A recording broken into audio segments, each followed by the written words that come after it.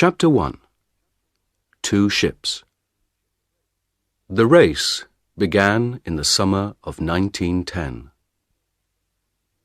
On June 1st, in London, a black ship, the Terra Nova, went down the River Thames to the sea.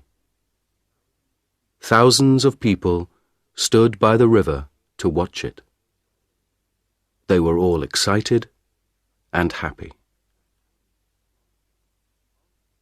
On the Terra Nova, Captain Robert Falcon Scott smiled quietly.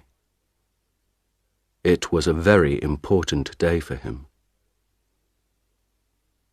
He was a strong man, not very tall, in the blue clothes of a captain. He was 41 years old, but he had a young face, like a boy. His eyes were dark and quiet. One man on the ship, Titus Oates, smiled at Scott. "What an exciting day, Captain," he said. "Look at those people. I feel like an important man." Scott laughed. "You are important, Titus," he said. "And you're going to be famous, too. We all are. Do you see this flag?" He looked at the big British flag at the back of the ship and smiled at Oates. "That flag is coming with us," he said. "In the Antarctic, I'm going to carry it under my clothes. We're going to be the first men at the South Pole, and that flag is going to be first, too." 5 days later, on June 6th, a man opened the door of his wooden house in Norway. He was a tall man with a long face. He waited outside the house for a minute. Everything was very quiet. He could see no houses, only mountains, trees, and water. It was nearly dark. The sky was black over the mountains. The man smiled and walked quickly away from the house, down to the sea. In the water, a big wooden ship waited for him. The man got onto the ship and talked and laughed quietly with his friends. The ship's name was Fram, and the man was Roald Amundsen. The Fram was the most beautiful ship on earth, Amundsen thought. His friends were the best skiers on earth, too. One of them, Olaf Bjaaland, smiled at him. "North Pole, here we come, Captain," he said. "Yes," Amundsen said. His friends could not see his face in the dark. "Fram is going to the Arctic." Everyone on the Fram was ready to go to the North Pole, to the Arctic. Amundsen wanted to go there too. But first, he wanted to go south. His friends didn't know that. At midnight, on June 6th, the Fram moved quietly away from Amundsen's house, out to sea.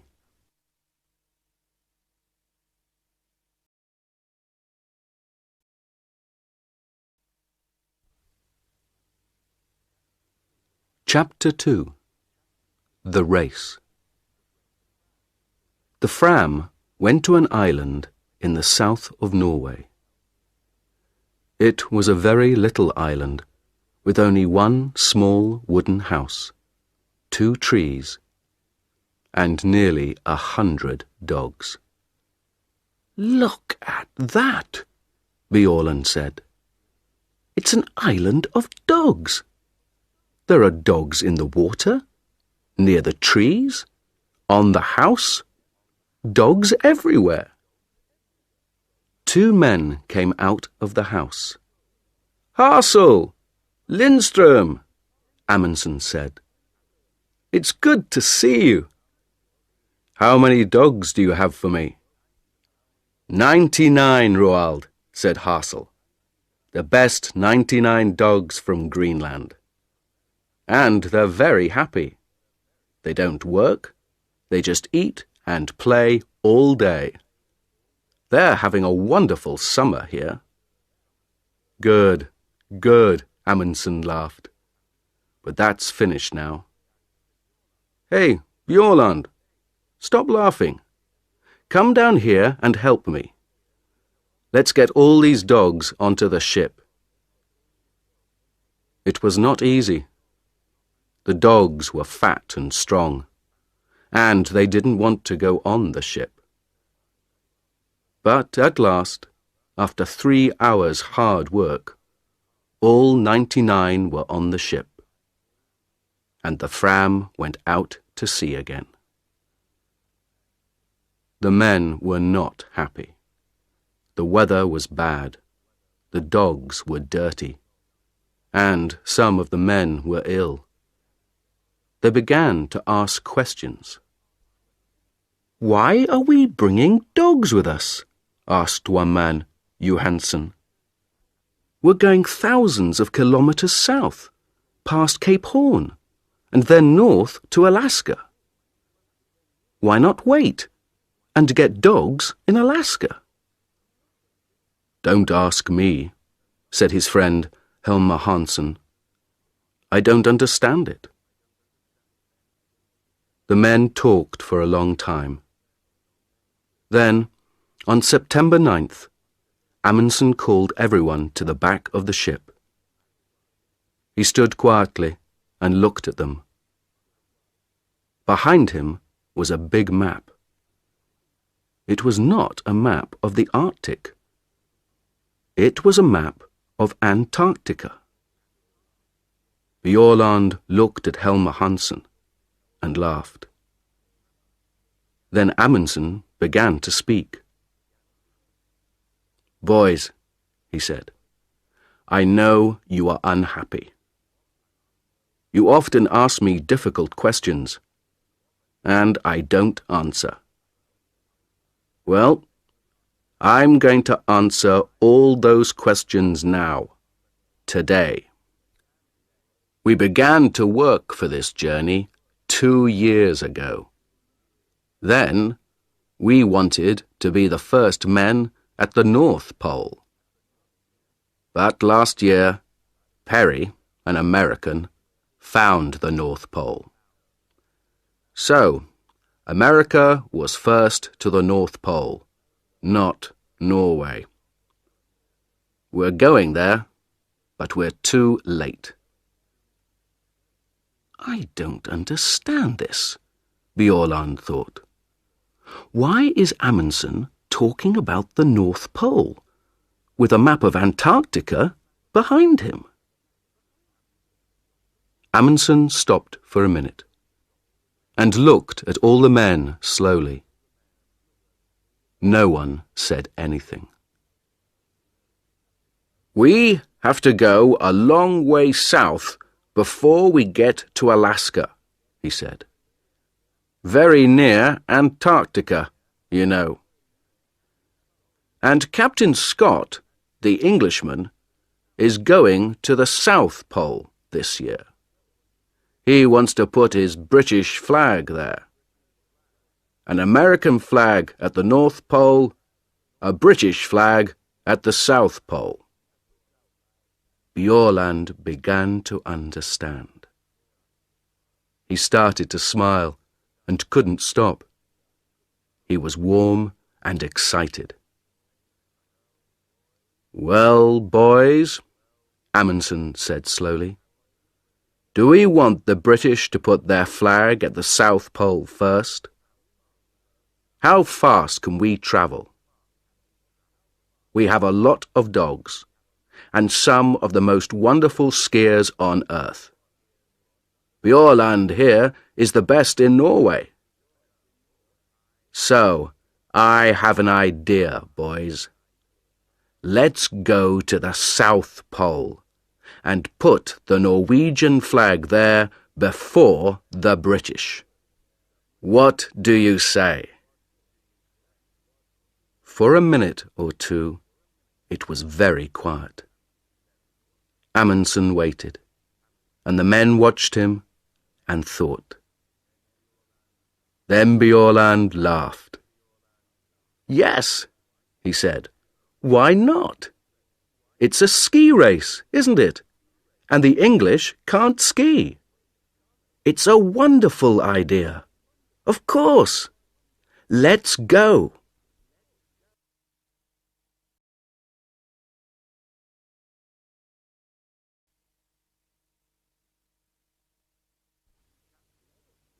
Chapter 3. The Ponies.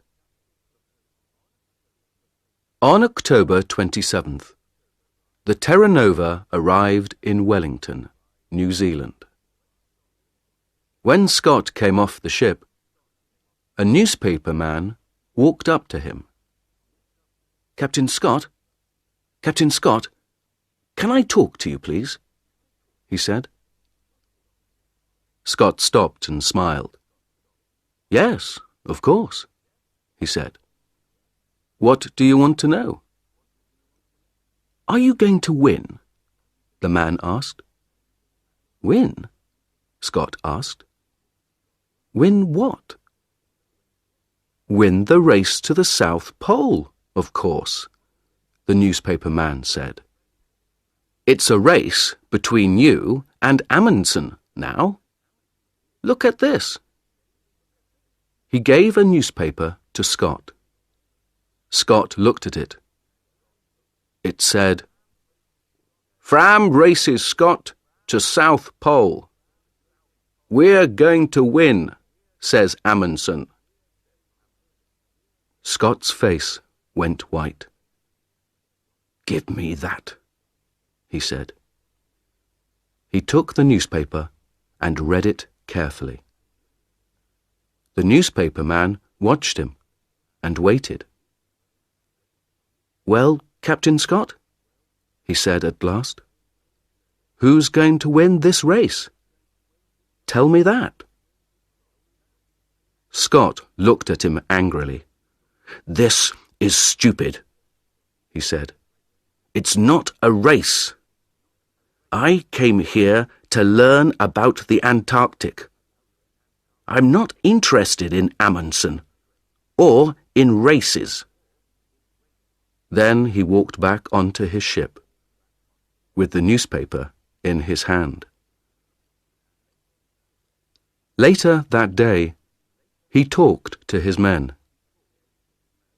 He gave them the newspaper and laughed.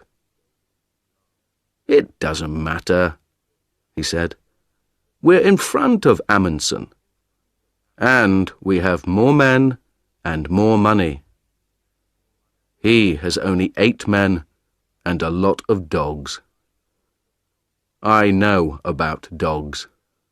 They don't work in the Antarctic.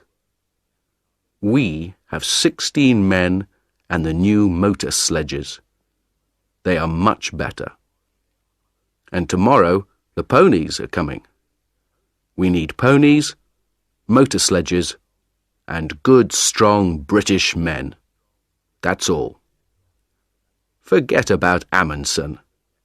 He's not important." Scott asked Oates to look after the ponies, but he did not let Oates buy them. When Oates first saw the ponies in New Zealand, he was very unhappy. Most of the ponies were old, and some of them were ill. "They're beautiful ponies, Titus," Scott said. "They come from China. They're wonderful ponies." Oates looked at them angrily and said nothing. Then he asked, "Where is their food, Captain?" "Here." Scott opened a door. Oates looked inside. He thought for a minute. "We need more food than this, Captain Scott. These ponies are going to work in the coldest place on earth. They need a lot of food. More than this." Scott smiled quietly. "We can't take more food on this ship, Titus. Where can we put it?" "But it doesn't matter, old boy. They're very strong ponies, you know. The best ponies on earth." Later that night, Oates wrote a letter to his mother. "There are 19 ponies on the Terra Nova now," he wrote. "All the ponies are in a small room at the front of the ship. We eat our food in the room under the ponies, so our table is often wet and dirty." Scott makes a lot of mistakes, I think. And Antarctica is a very dangerous place.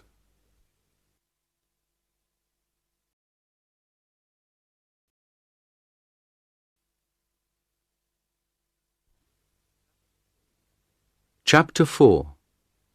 Food Depots.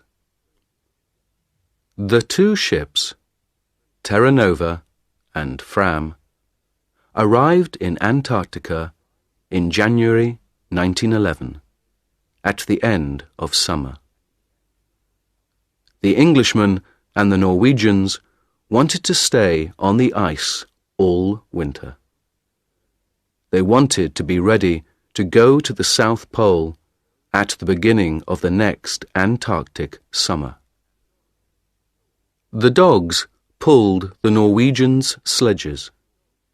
They ran quickly over the snow and pulled the big sledges from the ship onto the ice. The men ran beside them on skis. They put a big wooden house on the ice. The house was full of food and skis and sledges. They called it Framheim. Outside the house, the dogs lived in holes under the snow. When the house was ready, the men made their first journey south. Before the winter, they wanted to take a lot of food south and leave it in depots. For the long journey to the pole, they needed a lot of food, and they couldn't carry it all with them. On February 10th, 5 men, 3 sledges, 18 dogs, and half a ton of food left Framheim and went south. It was easy. The weather was warm for the Antarctic, between -7 degrees centigrade and -17 degrees centigrade. The snow was good, and the dogs and skis went fast. They went 50 or 60 kilometers every day. After 4 days, they reached 80 degrees south and made the first depot. Amundsen made his depot very carefully.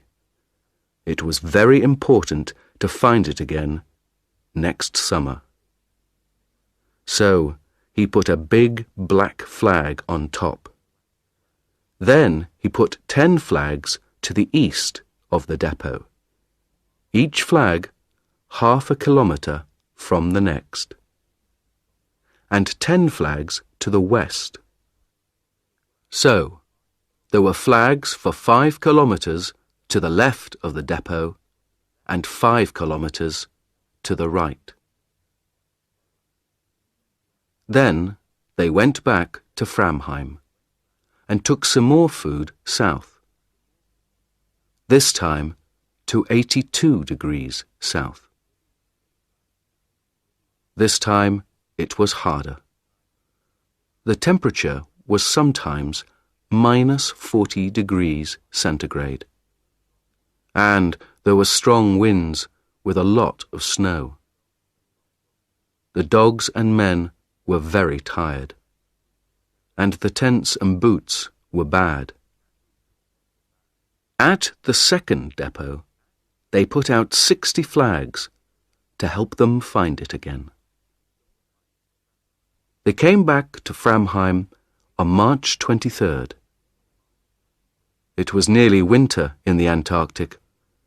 Their ship, Fram, was far away now, near South America. They were alone on the ice. Oates went with Scott to make the first British depot. They left Cape Evans on January 25th. There were 13 men, 8 ponies, and 26 dogs. The dogs were faster than the ponies. They ran quickly over the top of the snow, but the ponies' feet went through it. Every morning, the ponies started first, and the dogs started 2 hours later, because they ran faster. At night, the dogs made warm holes under the snow, but the ponies stood on top of the snow. It was minus 20 degrees centigrade. After 15 days, Oates talked to Scott. There was a strong wind, and the 2 men's faces were white with snow. 3 of the ponies are ill, Captain, Oates said. They can't go on. Don't be stupid, Oates, Scott answered. They're good, strong animals. The best ponies on earth. Not these 3, Oates said. They're ill and unhappy, and now they can't walk. Let's kill them and leave the meat here in the snow. We can eat it, or the dogs can. Of course not, Scott said angrily. These ponies are our friends. They work hard for us. I don't kill my friends. 3 days later, 2 of the ponies were dead. Scott's men were slower than Amundsen's. It took them 24 days to get to 80 degrees south. They made a big depot there and put 1 large black flag on top of it. Then they went back to Cape Evans. Their camp was on an island in the ice, and the sea ice moved sometimes. There were holes in the ice and black seawater under it. One day, 7 ponies went through the ice into the sea and died. 1 motor sledge also went into the sea.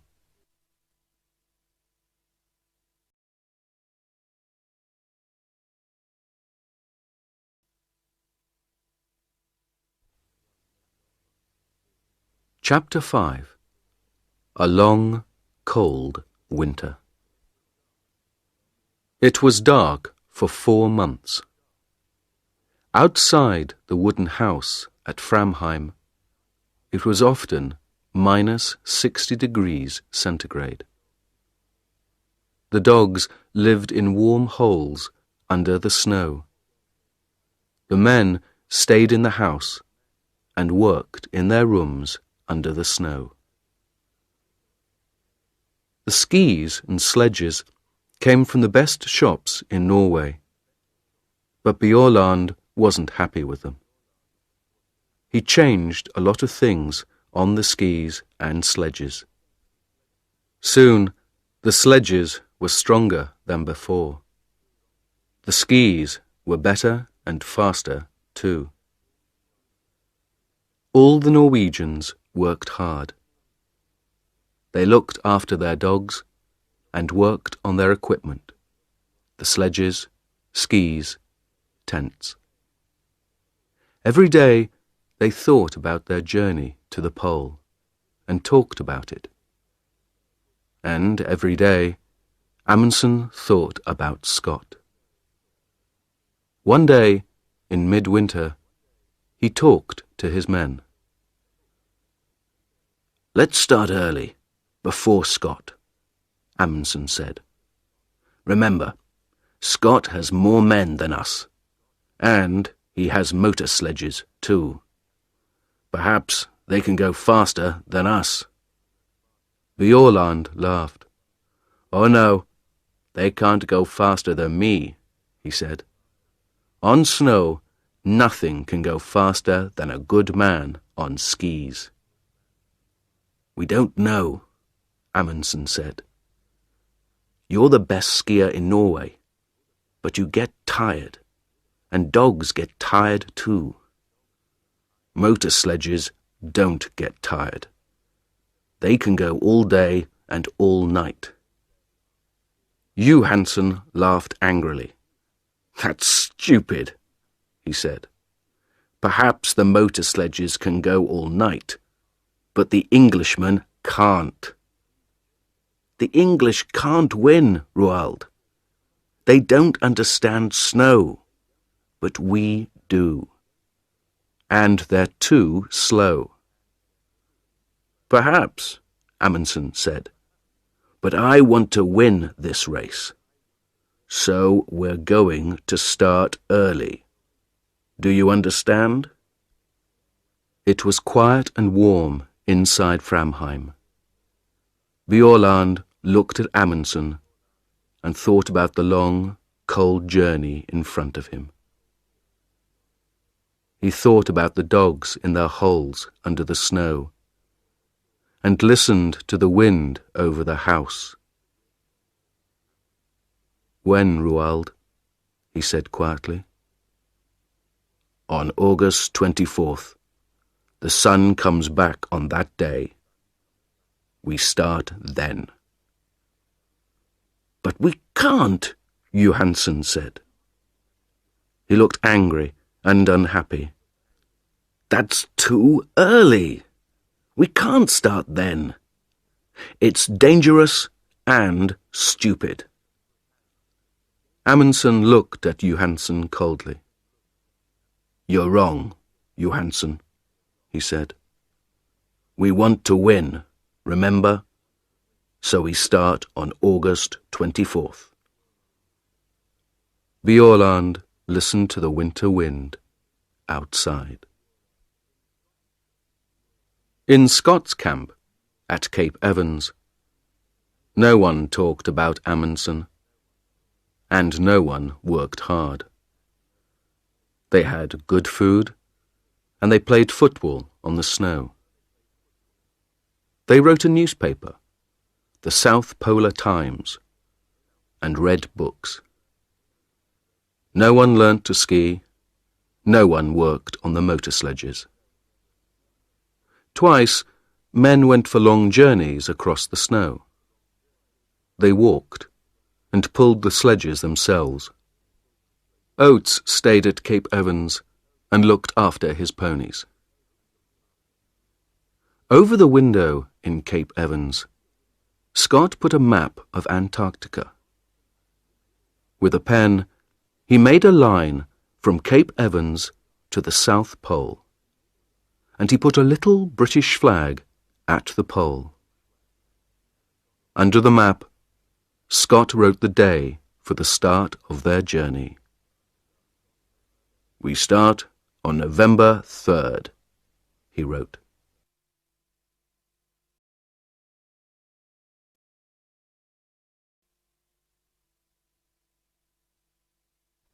Chapter 6. A Bad Start. On August 23rd, the Norwegian sledges were ready. They took them outside, and the dogs pulled them across the ice. The sun came up for half an hour, but it was too cold, -46 degrees centigrade. They could not travel in that weather. They went back to Framheim and waited. They waited 2 weeks, until September 8th. Then, with the temperature at -37 degrees centigrade, they started. They ran happily across the snow to the south. 8 men, 7 sledges, and 86 dogs. Only Lindström, the cook, stayed behind in Framheim. At first, everything went well. They went 28 kilometers on Saturday and 28 kilometers on Sunday. It was easy. Then, on Monday, the temperature went down to -56 degrees centigrade.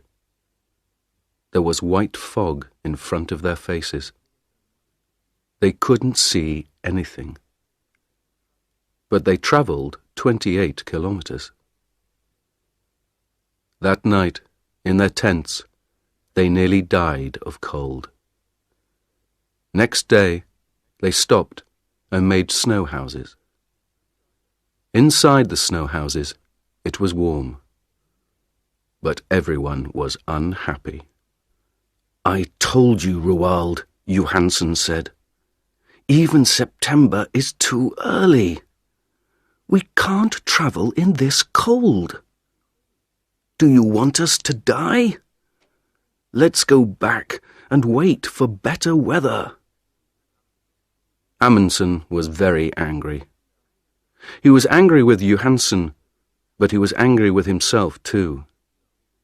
He knew Johansen was right. "All right," he said slowly.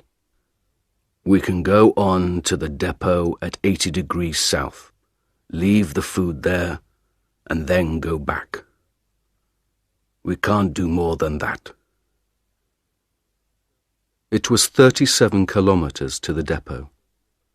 The wind was in their faces all day. 2 dogs died on the way. At the depot, they did not stop.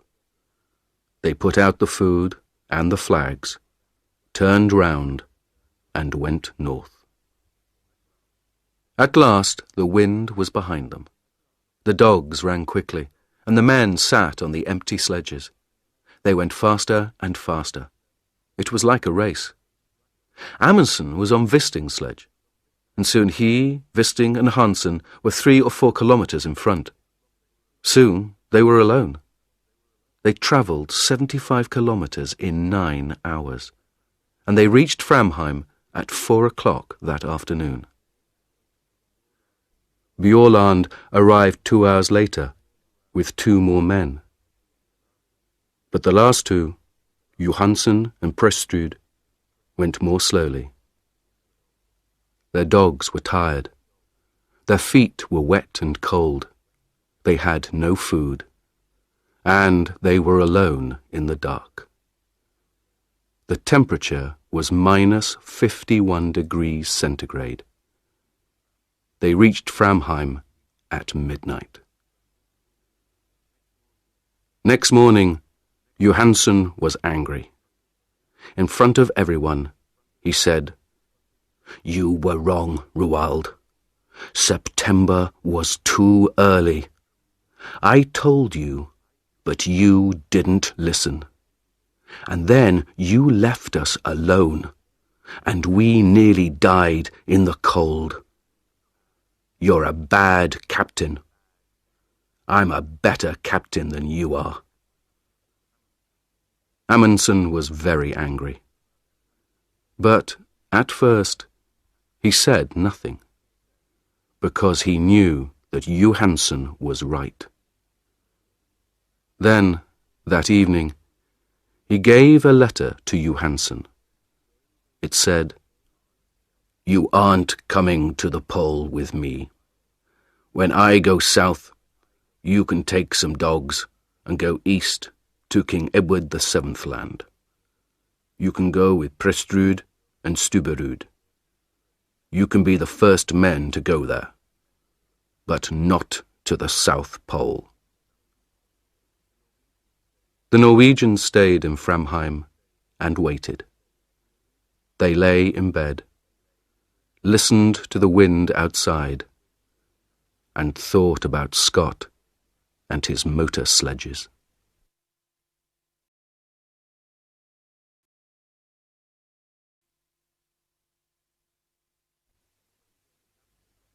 Chapter 7. Motor Sledges and Mountains. Scott had 2 motor sledges now. They were the first motor sledges in the Antarctic, the first on Earth. On October 24th, the motor sledges started south from Cape Evans. 4 men went with them, but Scott stayed at Cape Evans for another week. Oates was unhappy. He wrote to his mother, "We had a very bad winter here. I don't like Scott. We were here all winter, but he didn't learn to ski or to drive dogs. Our equipment is bad, and he doesn't think about other people. I'm going to sleep in his tent on the journey, but I don't want to." On November 1st, Scott and Oates and 6 more men left Cape Evans with 8 sledges and 8 ponies. The ponies walked slowly because their feet went down into the snow. It was hard work for them, and they got tired very quickly. They travelled 13 or 14 kilometers in a day.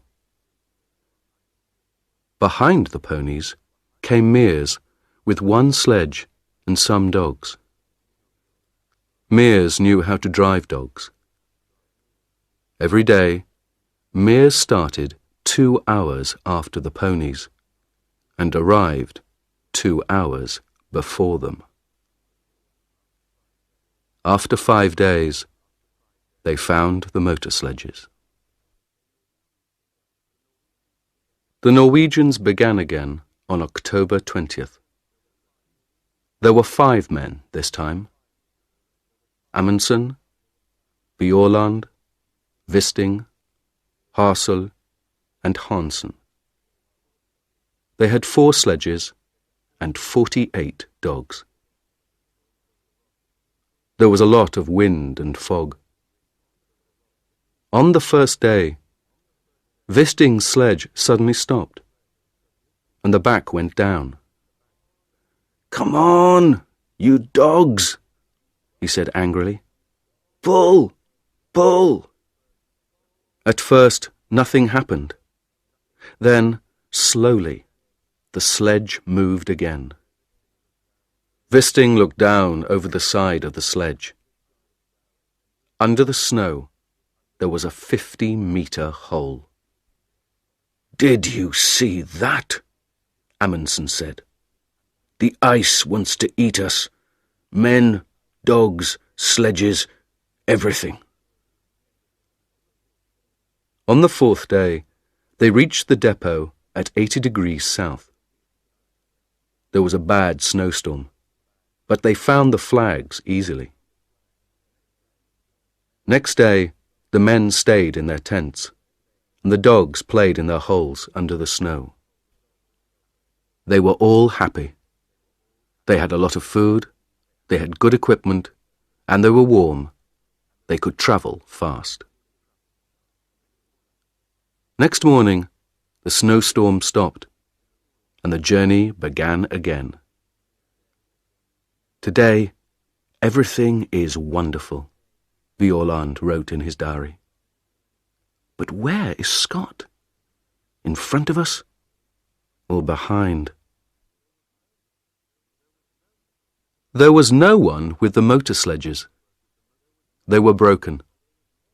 Scott looked at them angrily. "It doesn't matter," he said. "Teddy Evans and his men are in front of us. They're good men. They're pulling their sledges themselves. We can get to the pole on foot." Oates looked at Mears. Oates and the ponies were tired, but Mears and his dogs were not. The snow was home for them. That night, Oates wrote, 3 motor sledges at £1,000 each. 19 ponies at £5 each. 32 dogs at £1.50 each. Well, it's not my money, it's Scott's. On November 21st, one of the ponies died. On November 11th, the Norwegians saw the mountains. The mountains were very high, some of the highest on earth. Bjaaland smiled. "There is good skiing up there, Roald," he said. "But can dogs get up there too?" "Of course they can," Amundsen said. "Come on." They left Hansen with the dogs and skied a little way up the mountains. It was difficult, but the mountains were big and beautiful. Behind the mountains, Amundsen thought there was a high plateau of ice. "That's it," Amundsen said. "That's the road to the pole. Tomorrow we can bring the dogs and sledges up here. But now, let's have a ski race. Who can get back to camp first?" They laughed and skied happily down the white snow. "This is like home," Bjaaland thought. "But it's bigger than Norway, and better." In the next 4 days, the dogs pulled the sledges 81 kilometers and went up 3,000 meters. At last, Amundsen and Bjaaland stood on the plateau behind the mountains. They were tired, happy men. Bjaaland looked back at the mountains. "Can a motor sledge get up here?" he asked. Amundsen smiled. "No," he said. "I don't think so. And Scott doesn't like dogs. So his men are going to pull their sledges up these mountains themselves. Would you like to do that, Olaf?" Bjaaland didn't answer. He smiled and skied happily away across the snow.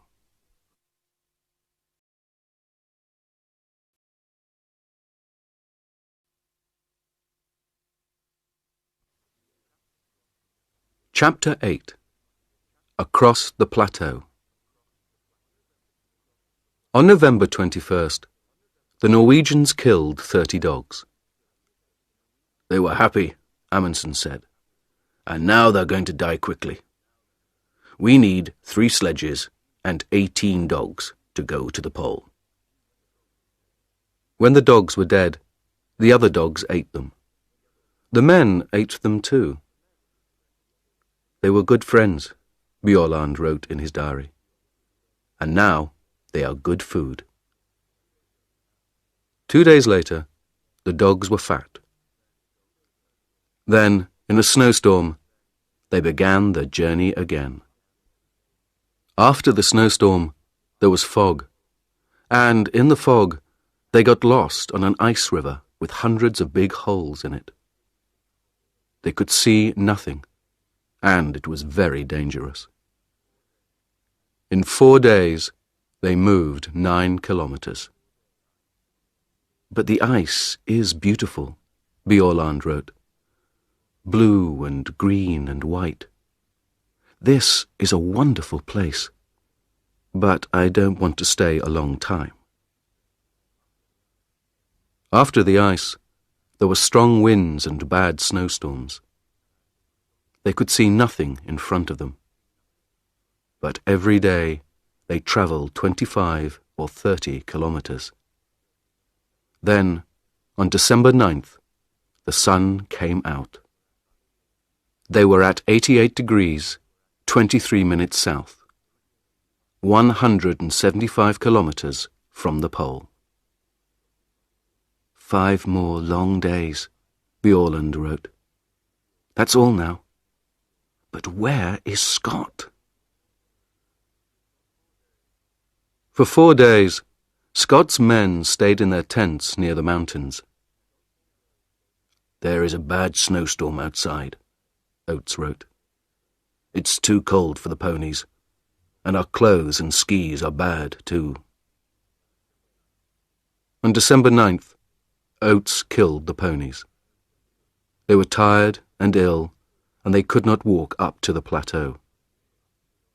Then Mears and his dogs went back to Cape Evans. We can pull the sledges ourselves, Scott said. We can do it. We're all strong men. There were 2 sledges and 8 men. They went 24 kilometres a day. On December 31st, Scott said to Teddy Evans and the men on the second sledge, You can't ski well. Leave your skis here. So they pulled their sledge 24 kilometres without skis. Next day, Scott went to Teddy Evans's tent. You're ill, Teddy, he said. You can't come to the pole. Take 2 men and go back. Tomorrow. Teddy Evans was very unhappy. 2 men, Captain, he said. Why not 3? Because Bowers is going to come with me, Scott said. He's strong. We need him. But you have food on your sledge for 4 men, not 5, Evans said. And Bowers has no skis. I'm the captain, Teddy, Scott said. You do what I say. Take 2 men and leave Bowers with me. Oates wrote to his mother, I'm going to the pole with Scott. I am pleased and I feel strong. But in his diary he wrote, My feet are very bad. They are always wet now, and they don't look good.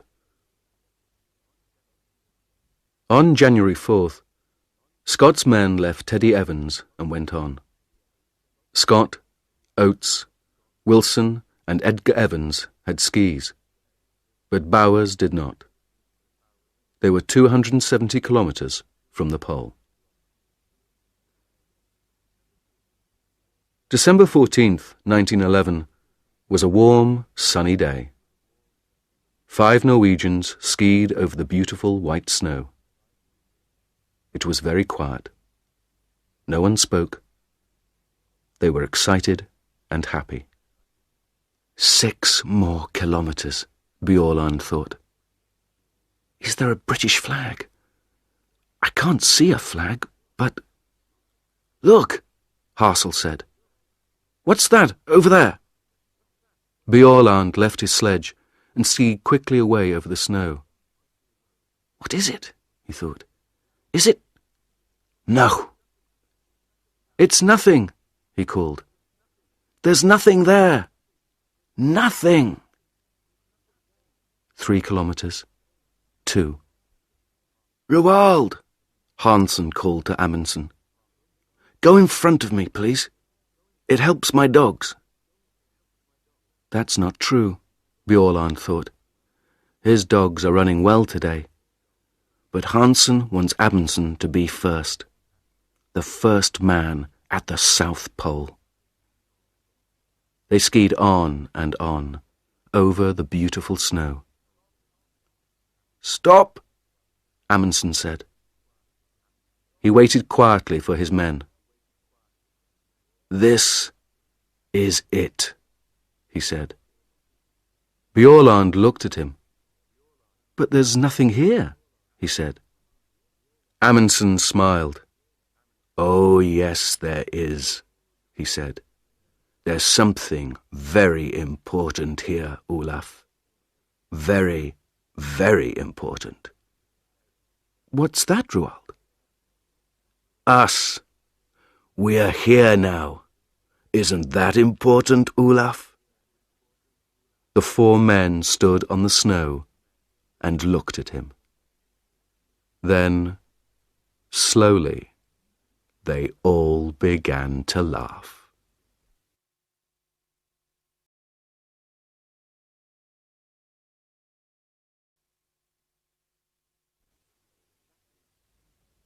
Chapter 9. The End of the Race. The Norwegians stayed 2 days at the pole. They left a tent there, with a Norwegian flag on it. Inside the tent, they left some food, a letter for the King of Norway, and a letter for Scott. They left some more black flags near the pole, and one 28 kilometers north. Then they skied away, back to the north. "It's a beautiful day," Bjaaland wrote. "The sun is warm, the snow is good. But the dogs run too quickly. I can't get in front of them." They found their depots easily. There were 10 between the pole and Framheim. Each depot had a lot of food. They laughed and skied quickly down the mountains. Often they skied 50 kilometers a day. On Friday, January 26th, 1912, they came back to Framheim. It was 4 o'clock in the morning. Inside the wooden house, Lindström, the cook, was asleep. Amundsen walked quietly to his bed. "Good morning, Lindström," he said. "Is our coffee ready?" The black flags waited at the pole. "What's that, Captain?" Bowers said. "Over there." "Where?" Scott asked. "What? Oh, my God." They all saw the small black flag in the snow, 2 kilometers in front of them. Slowly, they pulled their sledge to it. Next day, January 17th, 1912, they found the tent and the Norwegian flag. Near it, Scott took the British flag from under his clothes and put it up. In his diary, Scott wrote, "This is a very bad day. We are all tired and have cold feet and hands. It is minus 30 degrees centigrade, and there is a snowstorm. Great God, this is an awful place." They turned north. 5 tired, unhappy men in the coldest, emptiest place on earth. On March 13th, 1912, Scott's wife, Kathleen, looked at her morning newspaper. "Norway's flag at South Pole," it said. She looked at it for a long time, and then began to cry. "What's the matter?" her friend asked. "My poor, poor husband," Mrs. Scott said. "What's happened to him? Where is he now?" Scott's men were always hungry. There were not many depots, and they were difficult to find. "We need to find the next depot today," Oates wrote. "But how can we find one black flag in all this snow? It's very difficult. And there is food for 4 men, not 5. They were all tired and ill, too. Oates's feet were black now, and he could not feel them. On February 16th, Edgar Evans died. On the 17th, they were past the mountains. At the depot there, they ate one of the dead ponies. Then they went on. 10, 11, 12 kilometers a day. They were ill because their clothes were not warm, and they didn't have much food. The temperature was sometimes minus 40 degrees centigrade. On March 7th, Scott looked at Oates's feet. They were big and black. "I can't pull the sledge now," Oates said. "It's very difficult to walk. Am I going to lose these feet, Captain?" Scott looked at Oates's feet and said nothing. On March 9th, they found another depot, but there was not much food. Slowly, they walked on. Oates's feet were worse every day. March 17th was Oates's birthday. He was 32. He lay in the tent and listened to the wind outside. He was very cold, very hungry, and very, very tired. He wrote a letter to his mother and gave it to Wilson. Then he got up and opened the door of the tent. He stopped in the door for a minute. Scott, Wilson, and Bowers looked at him. They didn't speak. "I'm going outside for a minute," Oates said. "I may be some time." They didn't see him again. At Cape Evans, the Englishmen waited. On December 11th, Mears and the dogs came back. On January 3rd, Teddy Evans and his 2 men arrived at Cape Evans. The Terra Nova came and went. Winter began. Scott did not come. The Englishmen waited all winter at Cape Evans. Then, on October 26th, 1912, they started for the south. 2 weeks later, they found a tent. There were 3 bodies in the tent: Scott, Wilson, and Bowers. They put the bodies under the snow. Then they took the men's letters and diaries and went north to Cape Evans again. In Scott's diary, they read, "Oates died like a good Englishman. We all did. Please, remember us and look after our families. We did our best." No one found Oates's body, but he is there, somewhere, under the snow and the wind, in the coldest,